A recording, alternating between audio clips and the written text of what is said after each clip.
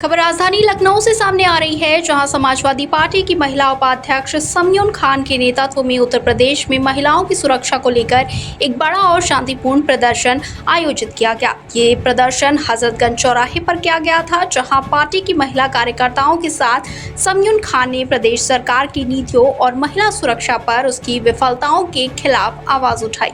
वहीं मीडिया से बातचीत करते हुए समयून खान ने गहरी नाराजगी जताते हुए कहा कि प्रदेश में महिलाओं के साथ हो रहे अत्याचार, बलात्कार और हिंसा की घटनाएं दिन ब दिन बढ़ती जा रही हैं, लेकिन राज्य सरकार इन मामलों पर मूक दर्शक बनी हुई है। आरोप उन्होंने लगाया कि सरकार न तो अपराधियों के खिलाफ कठोर कदम उठा रही है, न ही पीड़ित महिलाओं को न्याय दिलाने में इच्छुक नजर आ रही है। वहीं समयून खान ने कहा कि अब जब हम महिलाओं की आवाज उठाने और उनके हक के लिए सड़कों पर उतरे हैं, तो हमें शांतिपूर्ण प्रदर्शन के बावजूद जबरन हटाया गया और इको गार्डन भेज दिया गया।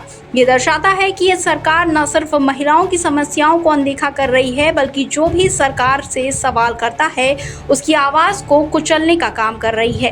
उन्होंने ये भी कहा कि महिला अपराधों पर सरकार की चुप्पी उसकी नीयत पर सवाल खड़े करती है और ये साफ दर्शाता है कि ये सत्ता सिर्फ दिखावे के लिए महिला सशक्तिकरण की बात करती है, लेकिन जमीनी स्तर पर हकीकत इससे बिल्कुल उलट है।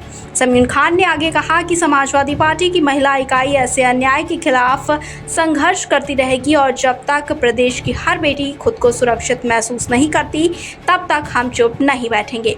उन्होंने प्रदेश की महिलाओं से भी आह्वान किया कि वो अपने हक की लड़ाई के लिए आगे आए और इस अन्यायपूर्ण शासन के खिलाफ आवाज बुलंद करें। ये प्रदर्शन महिलाओं की सुरक्षा को लेकर एक बड़ा संदेश था कि अब महिलाएं चुप नहीं रहेंगी और अपने अधिकारों के लिए सड़क से सदन तक संघर्ष करेंगी।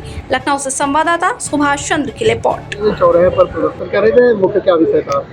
देखिए, उत्तर प्रदेश में जिस तरीके से महिला अपराध बढ़ रहे हैं, बलात्कार की घटनाएं हर 2 घंटे में एक बलात्कार की घटना हो रही है उत्तर प्रदेश में, जो दर्ज हो रही है। सोचिए उसके अलावा कितनी घटनाएं हो रही होंगी जो महिलाएं जो है थाने तक नहीं पहुंच पा रही होंगी, पुलिस तक नहीं पहुंच पा रही होंगी। इतनी खराब स्थिति उत्तर प्रदेश की है कि हर 2 घंटे में एक बलात्कार की घटना सामने आ रही है। उत्तर प्रदेश पूरे देश में पहले स्थान पर है बलात्कार के मामलों में, महिला अपराध के मामलों में। और ऐसे में भी प्रदेश के मुखिया जो है जनसभा करते हैं और जनसभाओं में कहते हैं कि उत्तर प्रदेश जो है 2017 के बाद से सबसे ज्यादा सुरक्षित है महिलाओं के लिए। तो हम आज उन्हीं सवालों के साथ माननीय मुख्यमंत्री जी से सवाल पूछने आए, लेकिन सत्ता को इतना डर लगता है सवाल से, प्रशासन को इतना डर लगता है कि उसने हम लोगों के सवाल पूरे सुनने से पहले ही हम लोगों को गिरफ्तार कर लिया। ये कहीं ना कहीं दर्शाता है कि सत्ता बहुत डरती है सवाल पूछने वालों से और सवालों से।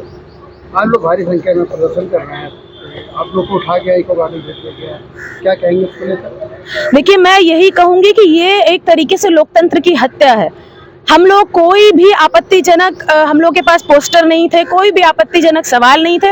हम संवैधानिक तरीके से विरोध कर रहे थे और जो भी हम लोग के पास तख्तियां थी उसमें बहुत ही सामान्य सवाल थे और बहुत ही सामान्य बातें लिखी थी, जैसे कि एनसीआरबी के मुताबिक उत्तर प्रदेश सबसे पहले स्थान पर है बलात्कार के मामलों में। एनसीआरबी के ही मुताबिक जो केंद्र सरकार के अधीन एजेंसी आती है, इन सब सरकारों के अधीन जो एजेंसी काम करती है, उसके मुताबिक हर 2 घंटे में उत्तर प्रदेश में एक बलात्कार की घटना हो रही है।